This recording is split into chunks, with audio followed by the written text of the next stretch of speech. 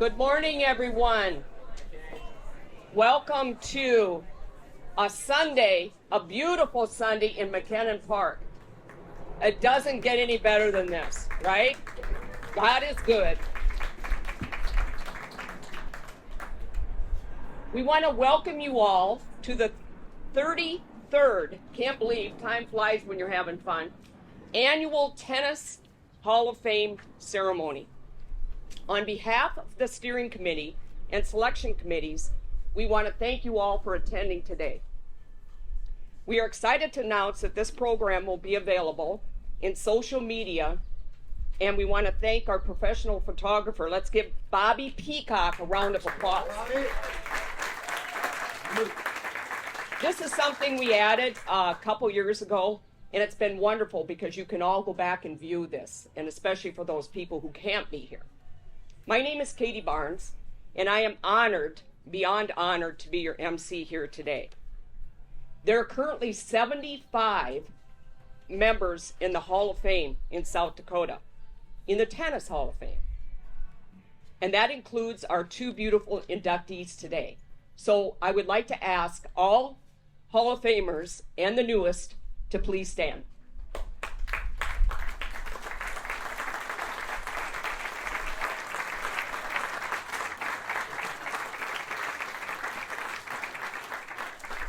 And just a reminder, at the completion of the ceremony, that there will be a picture taken by the awards over here. So you might want to hang around for that and take all the pictures.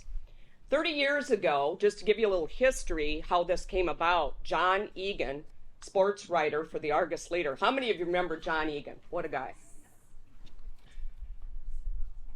He thought of this idea about recognizing the awards of the excellence in tennis in the state of South Dakota. A collection of tennis enthusiasts got together and they met in 1989. And they brainstormed about starting the South Dakota Tennis Hall of Fame. If you were part of this committee, could you please stand up? Terry Nielsen, Don Barnes, who else is here? Anybody else? Jamie Bolland. Jamie's already standing. And at this time, I'd like to just say a special thanks to Terry Nielsen and also Jamie Bolland, because if it weren't for them carrying on, people think it's an easy job just to put things together. It isn't always that easy. And if it weren't for them, perhaps this would have just caved in and never gone forward. So I think they deserve a round of applause.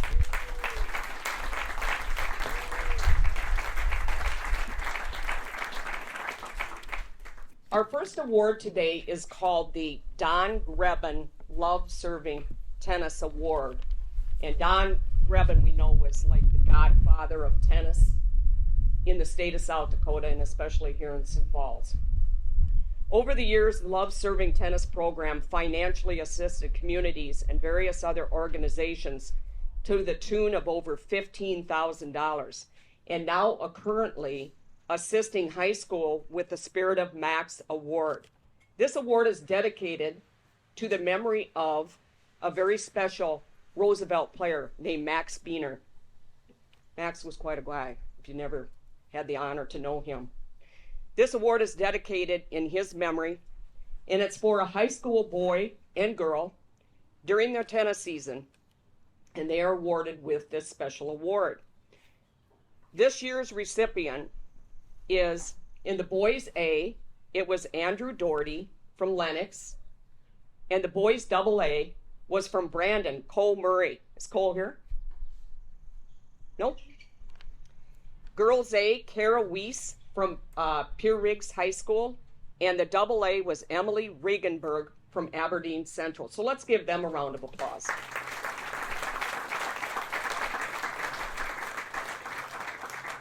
I just want to make mention that this award is really not given just on their tennis ability. This award is also for their academics, and a huge portion of this, and as a coach, I've been on part of the selection committee over the years, it's actually a lot of volunteering, so it isn't just tennis. So it's a special award. This year's recipient of the Don Grebin Love Serving Tennis Award is the Tennis Shack I love the word shack. It's what we've always called it up here.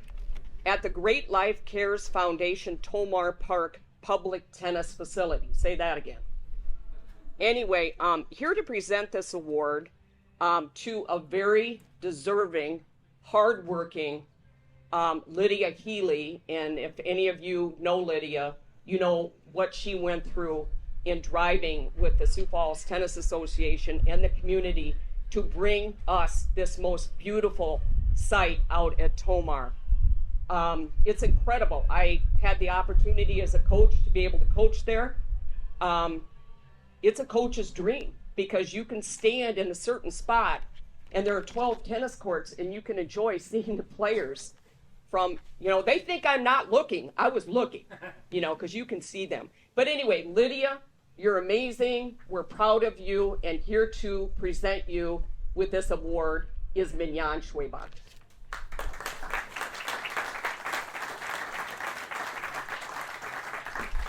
Thank you, everyone.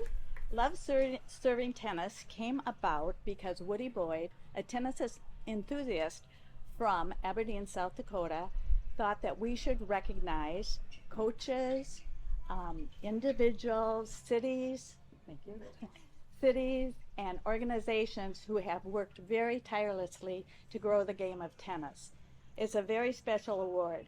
This year, we're honoring Sioux Falls Tennis Association, and in particular, Lydia Healy, as she spearheaded the fundraising for Tomar Park.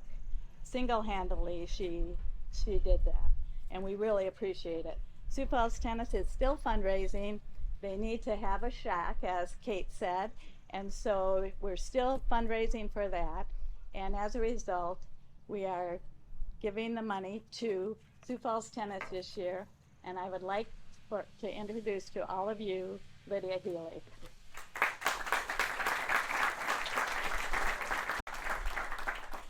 I don't have anything prepared because I'm running a tournament. So thank you for this. We need it. We did buy a little mobile shack. I don't know if anyone stopped by. It's a big purple people eater sitting out front. It's a bit of a sweat box right now because we don't have a camper inverter on it, so there's no AC. But we're pretty proud of what we accomplished in the last 2 years of raising the funds for that location. And we are in phase 2 of fundraising for the shack and for scoreboards and live stream. Hopefully we have our first ATP Challenger next year. If you want to donate, we have a website, sfta.net. You can donate there. You can send a check. We have an address right online. Thank you for everyone that has contributed and got us this far. SFTA continues to want to bring tennis to the masses at free or very low costs. I don't know what else to say, but thank you. We're honored.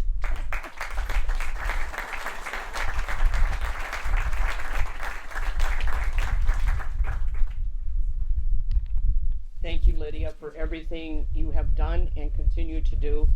And thanks to Mignon for presenting this on behalf of the committee. So anyway, our next award is called the Achievement Award. And this is something where the steering committee gets together and they try to find what they think is a very good recipient for an award for the contributions in tennis. And so this year, a very deserving Dr. Michael Briggs from Yankton will be receiving this award. And here to present this award to him, and actually the community of Yankton, is Vanessa Rodney. What does it take to go beyond love in tennis? Some may answer an ace serve, or perhaps a forehand winner down the line. In Mike Briggs's case, it includes rallying his opponent to the point of exhaustion. I'm speaking as a former victim. At a closer look, going beyond love requires more than just hitting a tennis ball. It takes focus, discipline, persistence, passion, and of greatest value, time. On court, the achievements of going beyond love is evident in 15, 30, 40, game set match, and the hardware that symbolizes excellence. Off of the court, the achievements of Going Beyond Love look like the ones listed in Mike's write-up. At a closer look, this requires more than just showing up. It takes dedication, planning, a loving and patient support system, passion, and of greatest value, time. Additionally, and maybe more impressive and impactful, is character. The reason Mike is here today is similar to the reason why Federer will remain adored over Djokovic. Because Mike has evolved the sport of tennis within the Yankton community in charismatic fashion. Players, coaches, and tennis enthusiasts from Yankton and the surrounding area have reaped the rewards of Mike's effort to go beyond love in tennis. Please join me in congratulating the 2023 South Dakota Tennis Achievement Award recipient, Mike Briggs.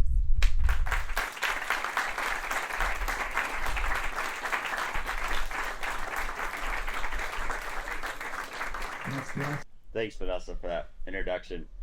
Vanessa won, I think, 148 high school tennis matches, so to get an introduction from somebody like that, it's pretty humbling. So I feel like this is an award for tennis in Yankton, and I'm just lucky enough to represent the Yankton tennis community.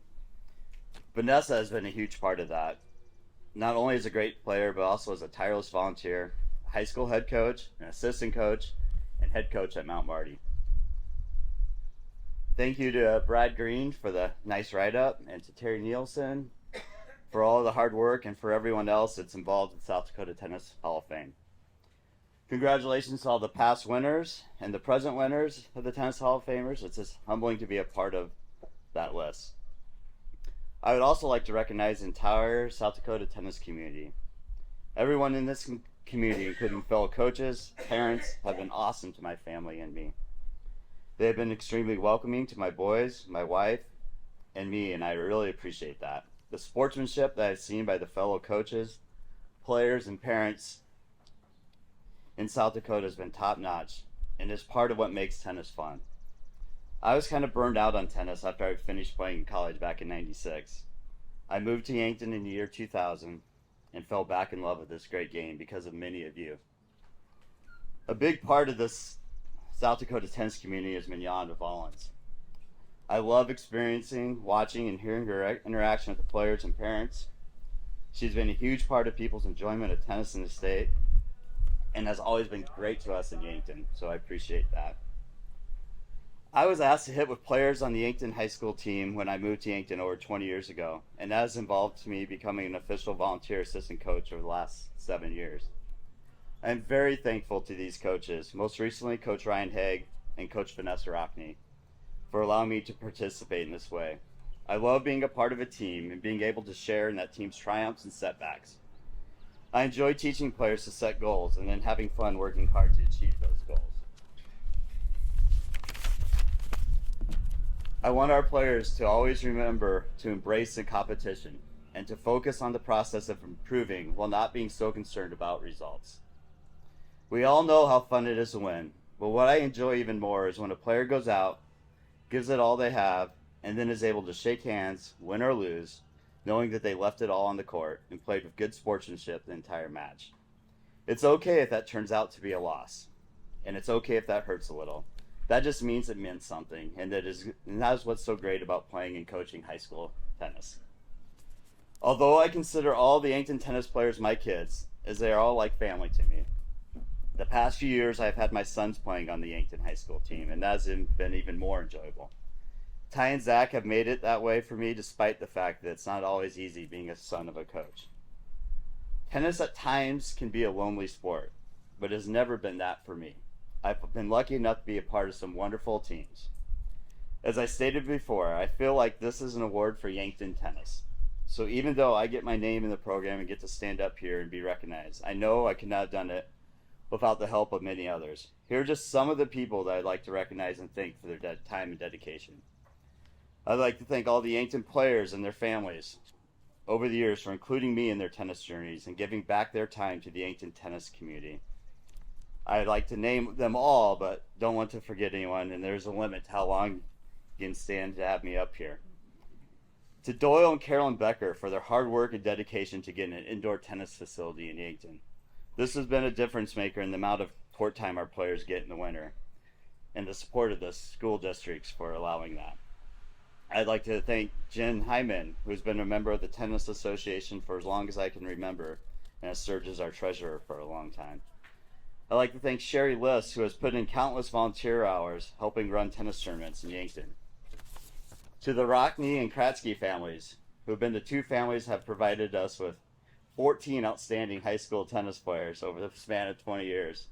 Not only do these families keep our high school tennis numbers up, these kids were and are the ones that are always willing to volunteer at junior tennis league, teach younger inexperienced players how to play tennis. Because in Yankton we don't have any teaching pros, it's just really a lot of older players teaching the younger players how to love tennis and play the game. To my parents, who have always been supportive of me and my tennis activities. To my mom for driving me and attending most all of my matches throughout the years and always being very supportive of me. To my dad for teaching me the game and being a wonderful example of what hard work and giving back to a community looks like, and fulfilling the role of dad, coach, and a friend. To my wife and best friend, Darcy, who is also a dentist, for covering me at the office while I'm out there having fun with the team, practicing and feeding. I know I'm very lucky to have such a supportive spouse and dental office team that works around my sometimes crazy tennis schedule. To my son, Zach, who is surpassing my skills on the court, but still goes out and plays matches with me, despite the fact he claims it can be boring at times. As a native Nebraskan, I've been a loyal Husker football fan since the time I understood what football was. There's a quote on one of the entrances to Memorial Stadium in Lincoln that says, "Not the victory, but the action. Not the goal, but the game. In the deed, the glory." That quote sums up my hopes for my kids, my players, and all of you out there that love the game of tennis. That we can enjoy the action of the game without worry of the victory or loss. And in doing that, we get to receive the glory of this lifetime sport and all the relationships and experiences that gives us. Thank you.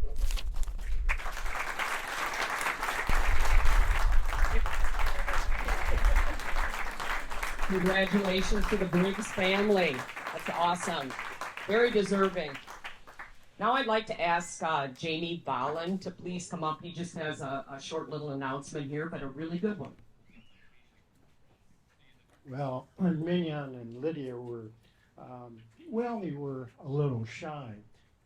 What Lydia did not tell you was Tomar, or Great Light Cares Foundation at Tomar Park, just won the USTA Facility of the Year. That is totally awesome. Yeah. Come up, tell us about it. Tell us what goes on at the U.S. Open. Well, on opening day, they will have their ceremonies, and we will be honored with our plaque, one for indoors, one for outdoors. And we have a group that's going, so if anybody wants to come join us. That's during the U.S. Open. It's the opening day on August 28th. Yes. So it's a national award, and I don't know how many others have received it, but we're the one from the Midwest with the golf cart facility. Thank you.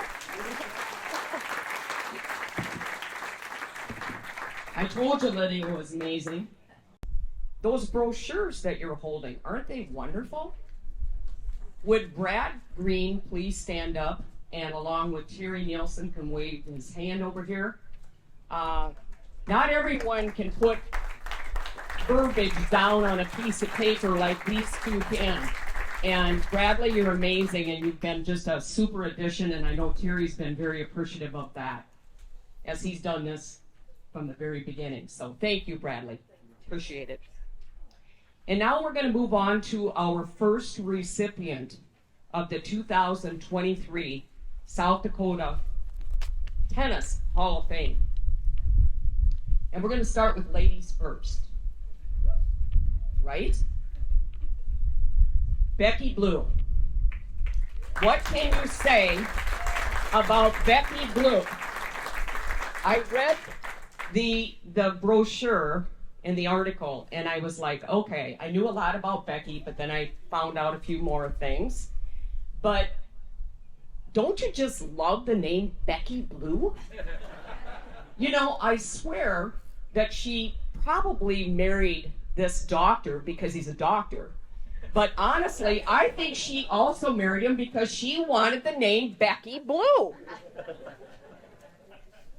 So anyway, Becky, congratulations. What an honor.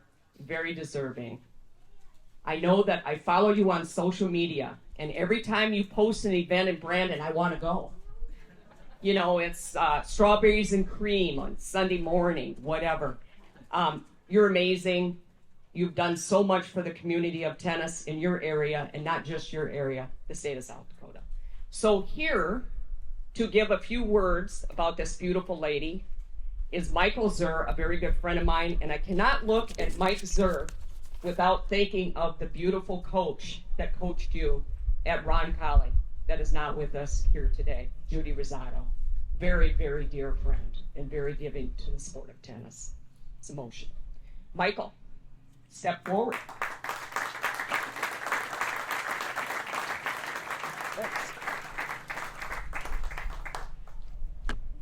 Kate trying to make me cry before I even start. That's a good one. Very thankful and very humbled to be standing in front of you today to say a few words about a very good friend of mine, Becky Blue. Faith is a huge part of Becky's life, and when I started to think about what I was going to say today, the word evangelist came to my mind. And an evangelist is a person who tries to convert others to the faith, especially by public word or action. Any of you that have ever met Becky Blue definitely know that she is a tennis evangelist, no question. There's some F words that I'm going to use to describe Becky. Words that she would use. The first one I already mentioned is faith. Being able to trust her mission and herself to kind of the origin story of the Brandon Tennis Association, which is present in that beautiful pamphlet. Starting our Community Tennis Association, awards from the USTA, Tennis Community of the Year, Northern Section Awards, personal awards as Volunteer of the Year. All that requires faith. And it comes from Becky and her belief in herself, number one, but the potential that the Brandon community had to accelerate the great game of tennis. And with her leadership, that has definitely happened.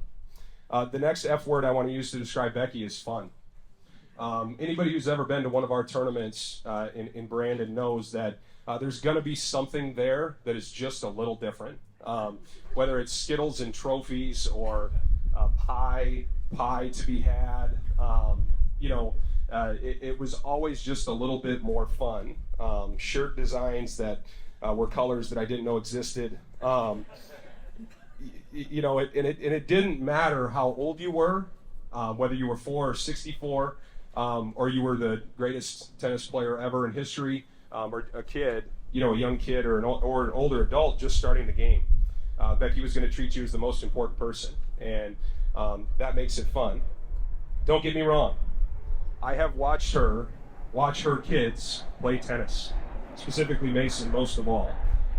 Under that smile and the joy and the fun is an incredible competitor, and to be able to accomplish goals like she has for our community and in tennis, there's definitely a competitor underneath that.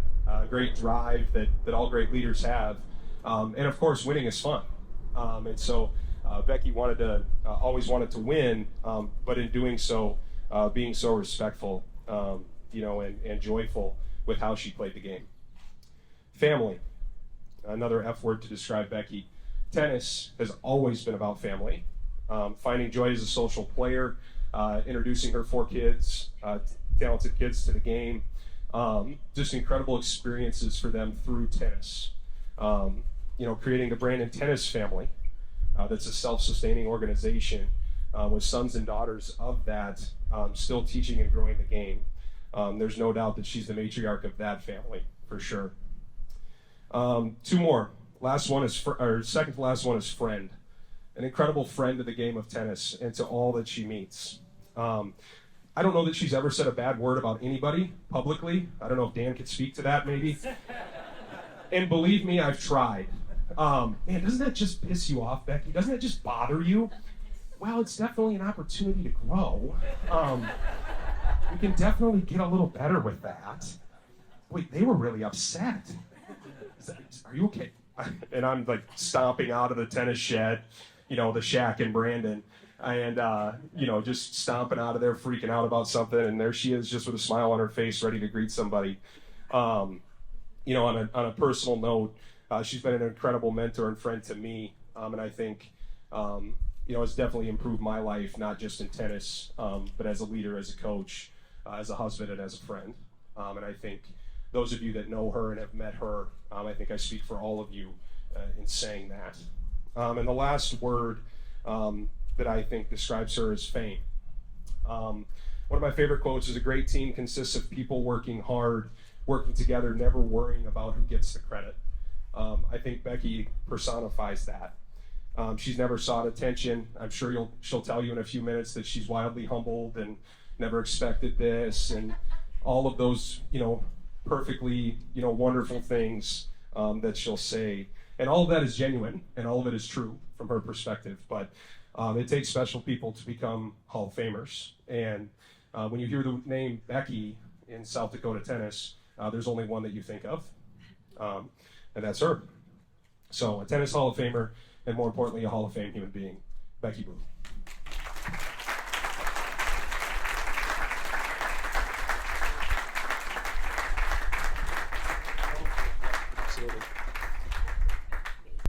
Thank you, Mike. Oh my gosh.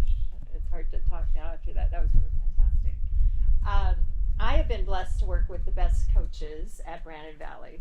First, Mark Schleckaway and Jesse Gladys and Stacia Erickson, who's also here today. Then Mike Zur and Adam Rothenberger. It was an honor and so much fun to collaborate with each of them. Different styles, different temperaments. In fact, the first summer I really worked with Mike, it took me a while to catch on to him. I remember thinking whenever we talked, is he being real or is this sarcasm? Well, the answer is it was real sarcasm. Yes.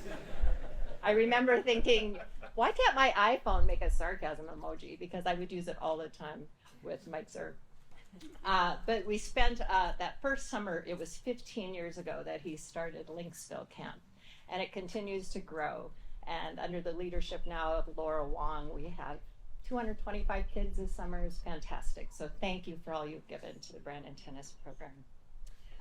One thing all these marvelous coaches had in common was a great love for students, a love of community, and a love of the game.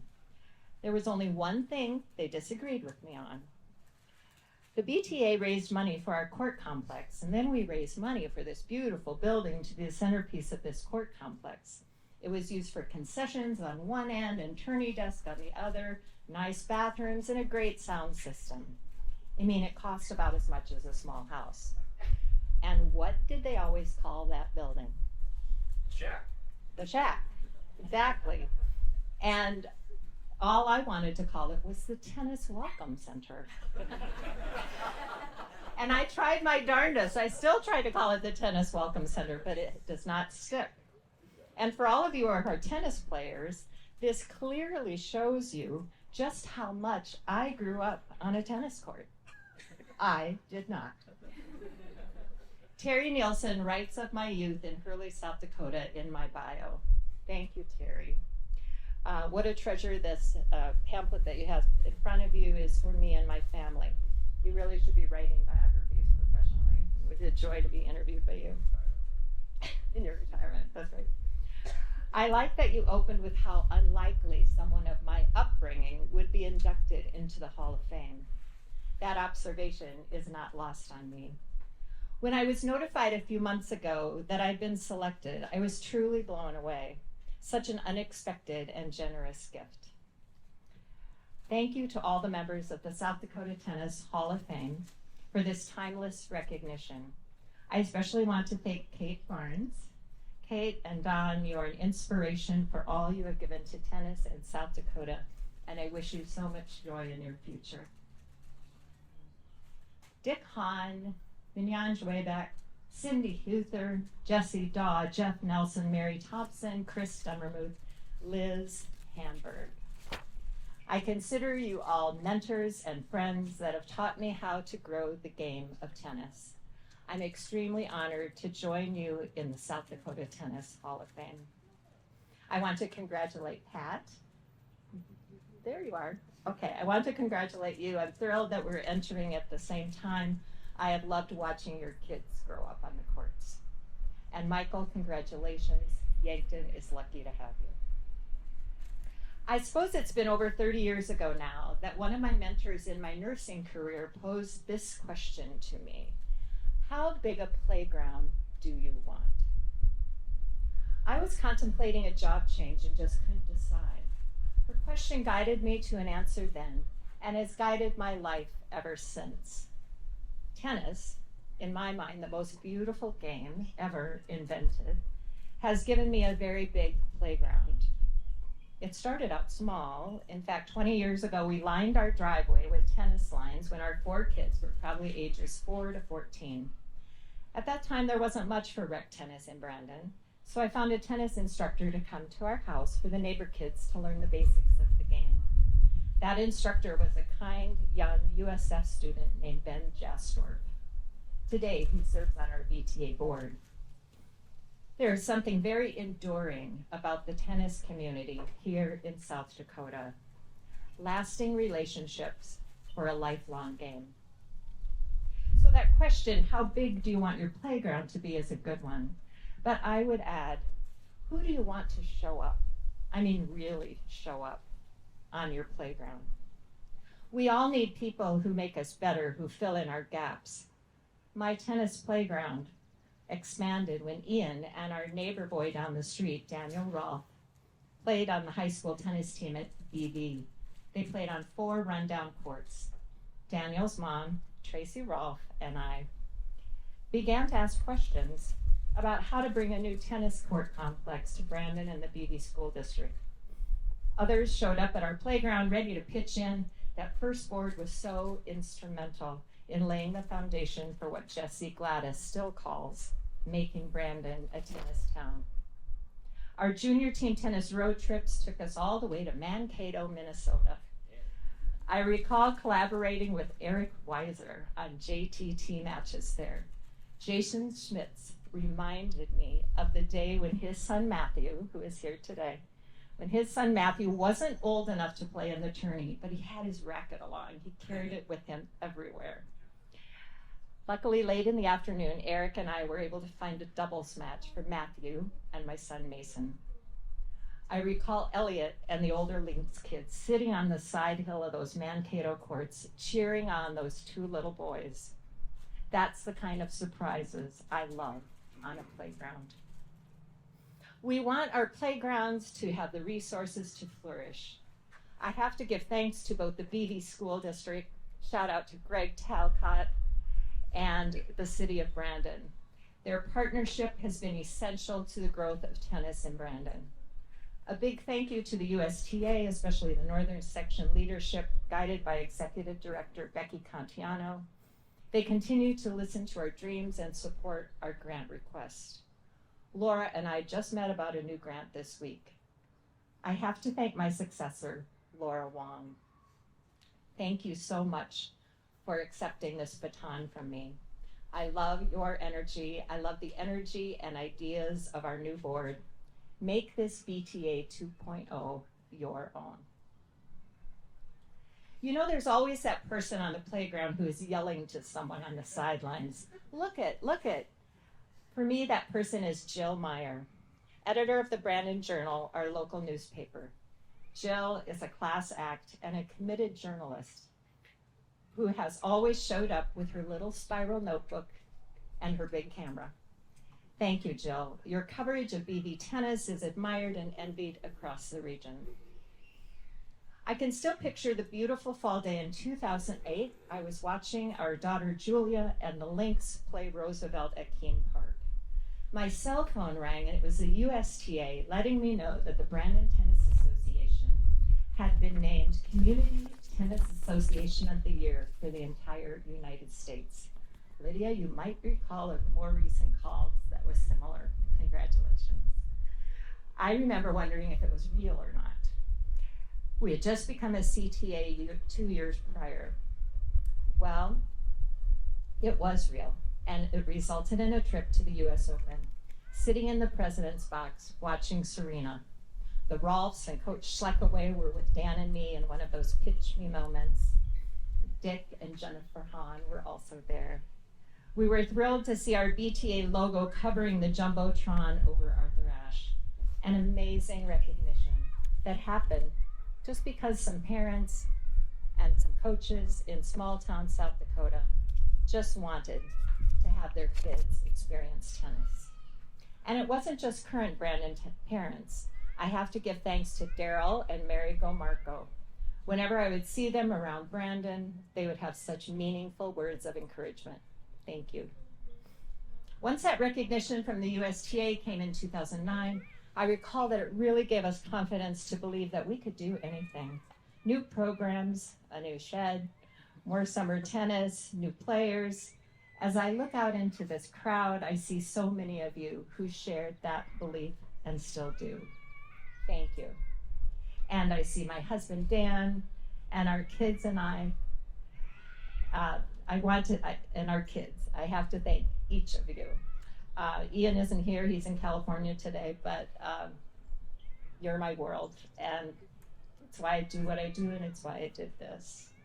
I have to thank each of them for sharing this journey with me. We had fun. And Mason still plays doubles with his mom, and it's the best. Our tennis town happened because of people who cared just as much for all the kids in Brandon and Valley Springs as they cared about their own kids. Our youth and adult tennis events, Lynxville Camp, our varsity and JV matches, our Brandon Junior Open Summer Tourney, all share one common feature: hospitality. Hospitality goes beyond what is served in the Tennis Welcome Center, but rather it is how each and every person is welcomed to our space.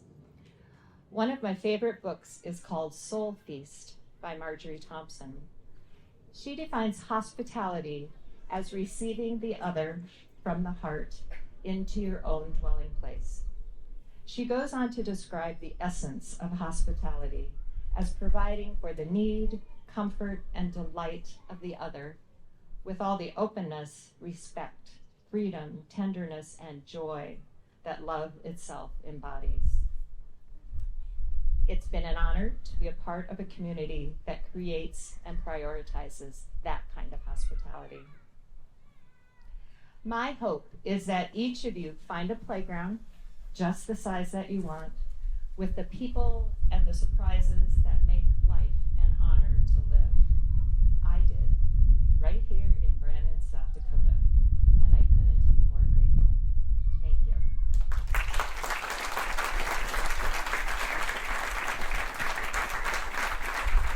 Thank you, Michael Zur, and congratulations to Becky Blue.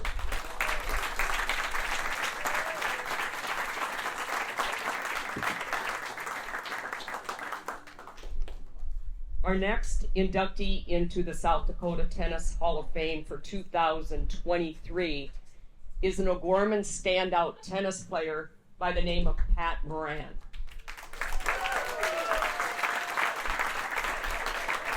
There are a couple things in particular that I think of when I think of Pat Moran or when I see him. I don't think Ripper's here today, is he? I remember the day that he beat Ripper Hatch. That was that's a tough feat to do. But what I also remember about Pat Moran has nothing to do with tennis. I remember the day that the buzz was in Sioux Falls that the Morans had triplets. And how old are they? 24 or 5? 25 now. So anyway, that's kind of crazy. But anyway, congratulations to Pat. And here to present and say a few words about him is his high school tennis coach. By the way, Barnes didn't coach all 50 years like people think. There were Well, not a couple years not where he- officially, but Not officially. He was telling Talcott what to do on the phone. I know that. But anyway, here's Greg Talcott. Thanks, Kate. Just he's right behind me now with his hand on my back, isn't it? Nothing changes. First of all, to my Brandon people, apologies, but I'm wearing blue today because this is about Pat today, and this is. But to my Brandon people and Yankees people, before I get started, and no, Don, I'm not going to honor the 5-minute rule. Have you read Pat's bio? I can't get that done in 5 minutes. Michael and Becky, congratulations. More importantly, thank you for just that legacy, but also what you're showing people what to do. I look here and I see all sorts of young people. My son and some of his teammates are here. Some of the young Yankton kids are here, and all these other people. And I think that's the lesson they need to learn, right? What you guys do, that's what we need these younger people to do. It's about more than what the young man accomplished on the court, because he's not on the court if other people don't take care of it and make things happen. And so things are better in Yankton, and things are obviously better in Brandon because of the two of you. So thank you for what you did. Pat Moran. It's the summer of 1982. This goes back like forever ago. Where's Dennis at? Where are you at? Where are you in that little hat of yours? There he is, right over here. So I just get hired out of Gorman, and I live in Aberdeen. And they had this tennis tournament in Aberdeen back in the day, and the CC Lee Open. It used to be a big deal. Remember that? And so I go out to Melgard Park. They probably don't even have courts there anymore. I go to Melgard Park, and this guy comes over to me, and he's telling me all about all these kinds of things, and I'm like, who are you? And lo and behold, he's the new assistant principal at O'Gorman High School, and I'm going to be teaching there and eventually coaching there. And our paths crossed, and at that time, Pat was going into his 6th grade year. And Michael was playing, and Chris was playing, and I just remember all the way back to that part. And then, strangely enough, we bring up this thing about the day the triplets were born. Little known fact, we were in the hospital at the same time because our son was born the next day in the same hospital. So, I mean, our paths continue to cross all of these times. And I'm looking at her because he's unimportant in this thing. This is all about Lori. But anyway, our paths have crossed so many times. I don't really need to go through what's in the pamphlet. You can read all that stuff, and the accolades are amazing. What he accomplished in his time was truly spectacular. O'Gorman had a tennis history, but then all of a sudden in the spring of like '84, they're all gone. They had one of them left, and all of a sudden we got all these, prepubescent boys on a tennis team trying to go win some matches somewhere. And we shared that van for years. And I look around and I see some of them back here, and I think how lucky I was to be a part of it. And I don't mean this humbly, I mean this honestly. My job was get the keys to the van. Get the van to the right place. Make sure the boys have water and towels. There's nothing I need to do. They were all amazing players. Many of them had coaches that were helping them along the way, parents that were very supportive, and all of those things. So let's talk a little bit about some things that maybe you don't know about Pat Moran. One of my favorite memories of Pat Moran, other than beating Ripper Hatch, which might be the all-time best thing ever. Sorry, Brookings, but we were really glad he didn't get 3 in a row. Anyway, one of my favorite memories of Pat Moran was in a loss, not in a win. Pat was the state champion multiple times, but he was state champion in his sophomore year, #1. So next year you got to come back and you got to defend. And we are at Augustana practicing, and all of a sudden Pat comes over and says, "Coach, I can't straighten up." And he had pulled a muscle or something in his back. And we are days, not weeks, we are days away from the state tennis tournament.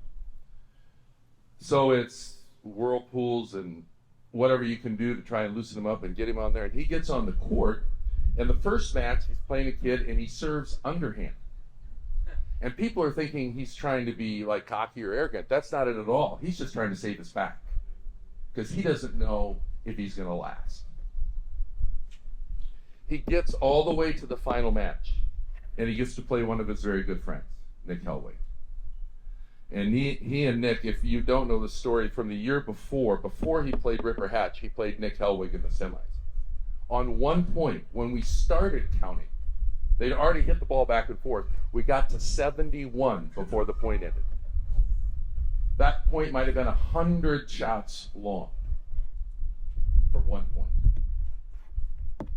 So now he's playing his good friend Nick Hellwig, and they're playing in the championship match. And in the middle of the match, we have to stop because I have to go and try and help him because he's cramping so bad. Because he has whirlpooled and he's done all these things and he's just drained. And we have to pry his fingers off of the racket so that we can help loosen it up. Remember, Dennis? He finished the match. He didn't win, but he was a winner. You understand? He went on to win the next year, and he won all sorts of things that you're going to read in your program. But that match, that typifies who your dad is. Okay? That typifies. The other thing, there's some people in this place who played tennis against Pat. This is the other thing I will tell you about Pat. He always treated everybody he played with respect. Never had to worry about what was going to happen on that court. Now, on Chris's court, we might have to worry about a few things. Let's be honest. Pat was going to take care of business, but he was always going to treat the people he played against with respect. He was never going to show anybody up. He was just going to be a quality person. As a coach, and I've said this before when I've done Hall of Fame things for other people and players, you don't remember matches very often or games, but you remember road trips. And there's certain things in Rapid City we will never talk about. But I'm telling you, that's what you remember. You remember relationships. You don't remember win-loss records and all of those. And when you go back and you tell stories, that's what you tell. That's what I remember about Pat Moran. Your turn, Pat.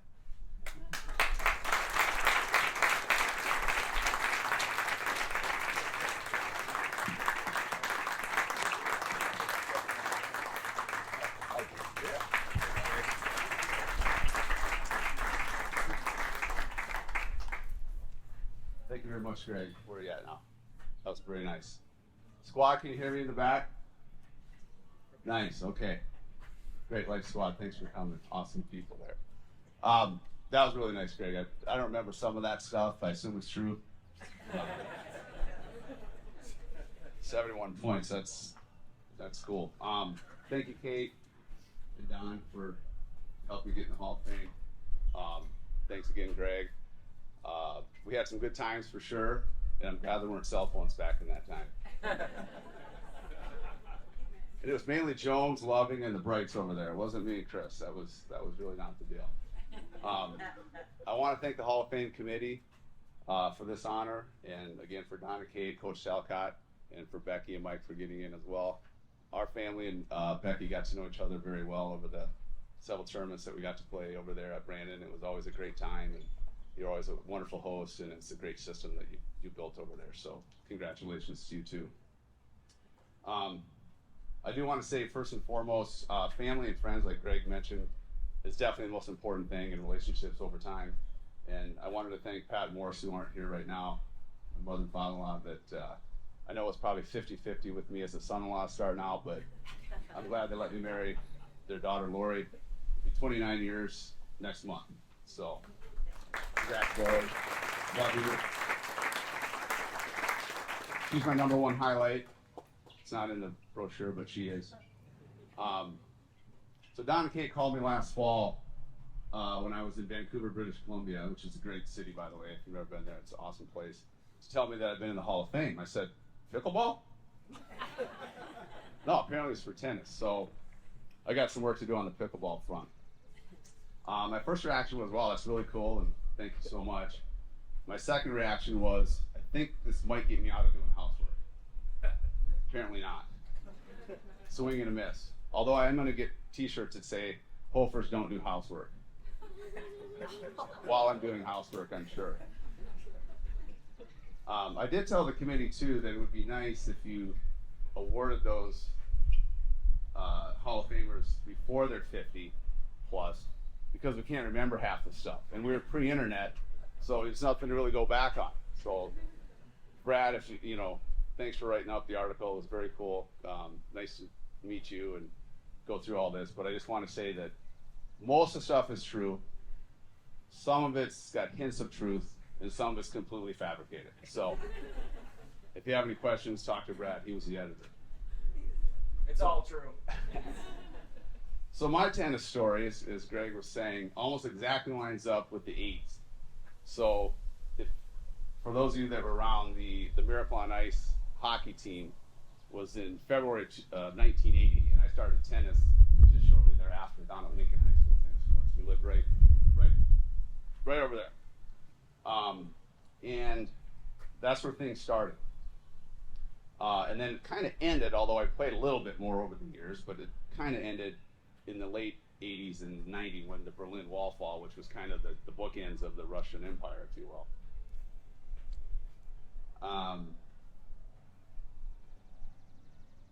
Sorry, I lost my place here a little bit.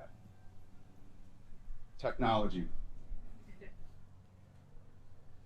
But those 80s, that was the best decade, right? So Chris and I were talking about this earlier. That was the decade of Michael Jordan, Michael Jackson, MTV, Run DMC, breakdancing.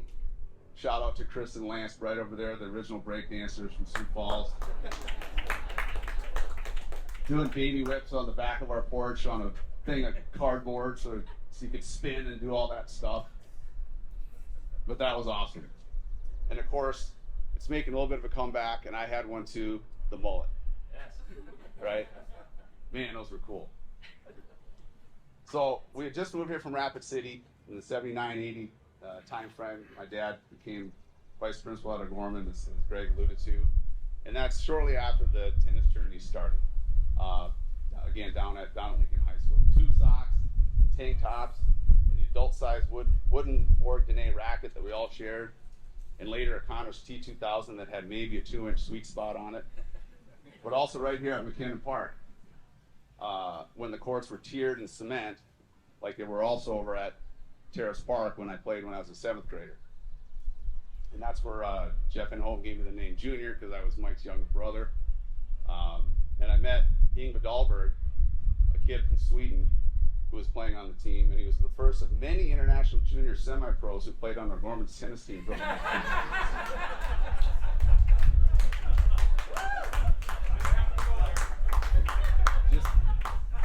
Yeah, played number 1. Geez, shocking. A lot of the courts back then were cement. They were fast and hard and unforgiving that no tennis player in their right mind would want to play on today, and probably would whine about anyway. And they had a lot of big cracks in them, like my early tennis game. And if the ball would hit one of those huge cracks just right on an important point and careen away from your opponent with no chance to get it, well, tough luck, buddy, my point. But then karma would come back soon enough as you lost half your ankle in another larger crevice on your side of the court. Those first few days and years of tennis were with the SFTA down at Lincoln High School, again, as I've said many times. Teresa Fendrick, who's here today, was my first coach with the SFTA. Probably because she was my first coach, I always remembered her. And also because as a 9-year-old, she was really pretty. And she's here with us today. So there she is. Hey, Teresa. So I reached out and found her. Her sister-in-law has the exact same name, who I found first, and then she got me a hold of this Teresa. And Teresa just retired after 38 years as a first grade teacher and as a grandma 2 times now. So that's awesome that we reconnected 40-some years later. That's very cool.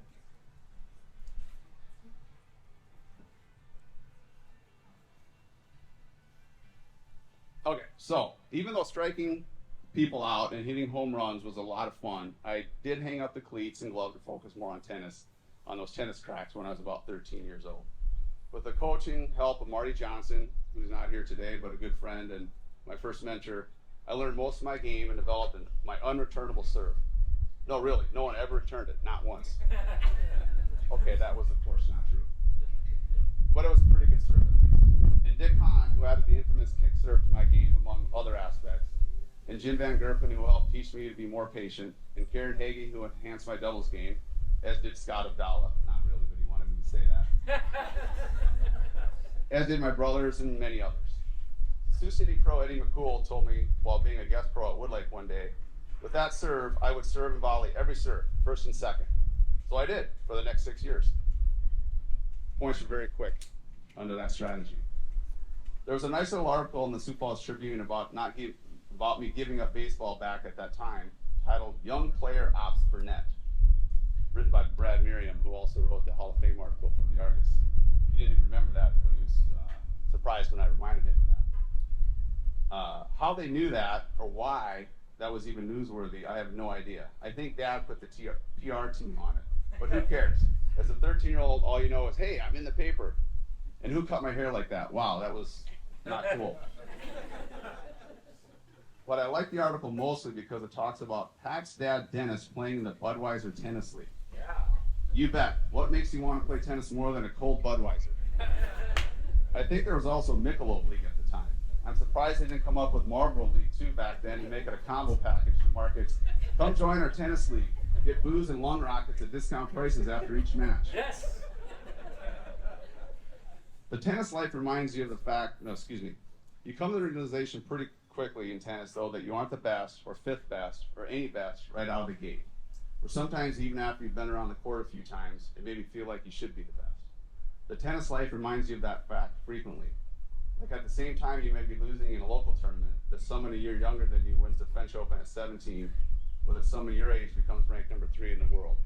That was Chang and Agassi, by the way. Or, even though you walk on to Notre Dame's tennis team, you find out that Notre Dame's #1 player at the time, just a few years earlier, had lost a close match to Sampras 3-4. And then later gets an invite to the U.S. Indoors and beats then Wimbledon semifinalist Kevin Curran.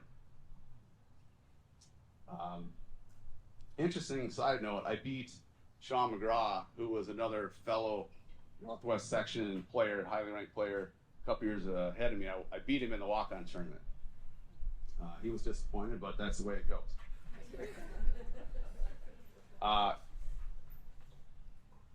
He had a really big serve, almost as big as mine, but not quite.